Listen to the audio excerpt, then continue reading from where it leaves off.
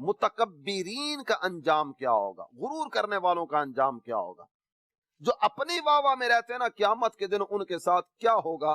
تکبر کرنے والوں کو قیامت کے دن ذلت و رسوائی کا سامنا ہوگا۔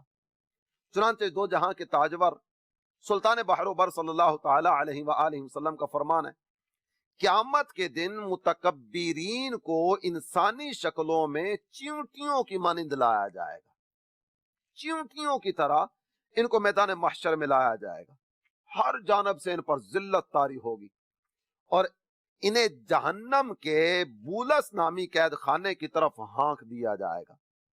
بہت بڑی آگ انہیں اپنی لپیٹ میں لے کر ان پر غالب آ جائے گی، اور ان تکبر کرنے والوں کو، غرور کرنے والوں کو طینۃ الخبال پلایا جائے گا۔ عرض کی گئی حضور طینۃ الخبال کیا ہے؟